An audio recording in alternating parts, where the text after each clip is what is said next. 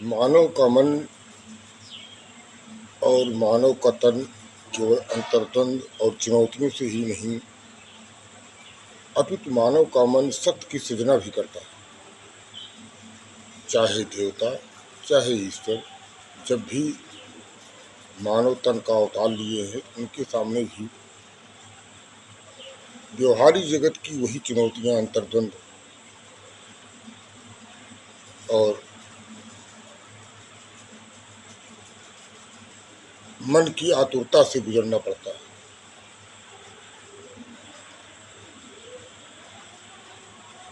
चाहे प्रभु राम रहे हैं, तर का अवतार लिया, उस रामा अवतार के कैरेक्टर में उन्होंने मानव जनित चुनौतियों का भी सामना करना पड़ा था।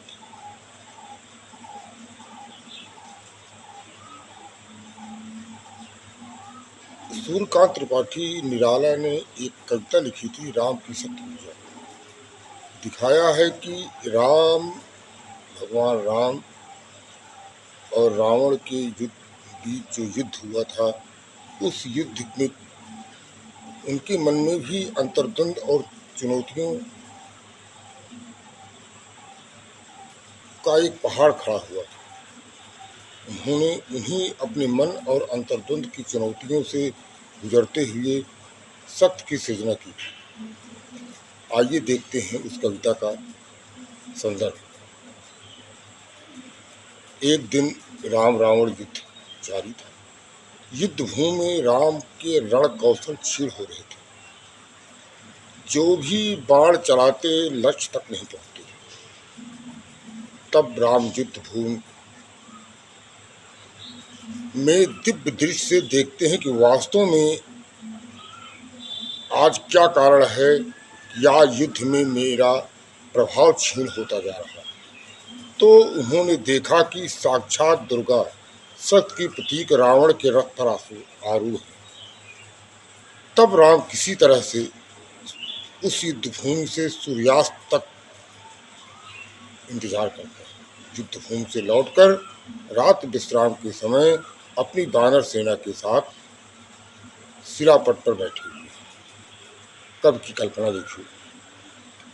दृढ़ जटा मुकुट हो विपर्यस्त, प्रतिलट से खुल, फैला पृष्ठ पर, बाहों पर, वक्ष पर विपुल, उतरा जो दुर्गम पर्वत पर नैशा अंधकार, चमकती दूर ताराएं जो हो गई। प्रभु राम अपनी सेना मंत्री परिषद के साथ एक सिरापट पर बैठे हुए हैं। जो उनके बाल के लट जो बंधे हुए थे, वो विकीर्ण हो गए हैं, वो सब खुल गए हैं। और खुलकर क्या स्थिति कवि बताता है, वो प्रतिलट से खुल, फैला पृष्ठ पर, शरीर के पिछले भागों पर फैला हुआ है, बाहुओं पर, वक्ष पर और सीने पर, बाहुओं पर, सीने पर और पृष्ठ भाग पर फैला हुआ है। और उस अंधकार रात्रि में अपने मंत्रिपरिषद के साथ प्रभु राम के मन के अंतर्द्वंद और उनकी हताशा का चित्रण करते हैं। कहते हैं कि उस जो उनका संकल्प है, जो दृढ़ जटा मुकुट, मतलब जो उनका संकल्प है कि हम सत्य के साथ ही सिद्ध को जीत लेंगे, आज हताश हो जाते हैं। और उनकी सारी आशाएं कवि ने अपनी कविता में चित्रित किया है।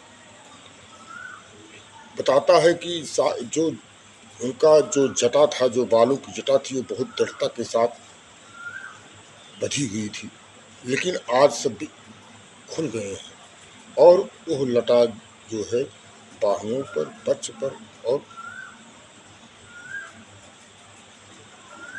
सीने पर फैले हुए हैं। जैसे लगता है कि कोई दुर्गम पर्वत पर अंधकार उतर आया।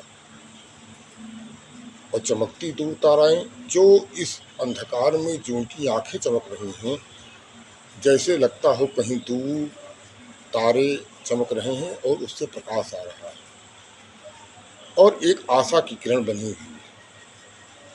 हर व्यक्ति की जीवन में चुनौतियों में मन में एक आशा की किरण जरूर जगनी चाहिए, और उस किरण के सहारे ही हम आगे अपने लक्ष्य तक पहुंच सकते हैं। फिर से एक बार मैं उस कविता को पुनः दोहराना चाहता हूँ। दृढ़ जटा मुकुट हो विपर्यस्त, प्रतिलट से खुल, फैला पृष्ठ पर, बाहुओं पर, पक्ष पर विपुल, उतरा ज्यों दुर्गम पर्वत पर नैसा अंधकार, चमकती दूर ताराएं ज्यों हो गई। इसी कविता के साथ आज का ये प्रोग्राम समाप्त करते हैं। फिर अगले प्रोग्राम में हम लोग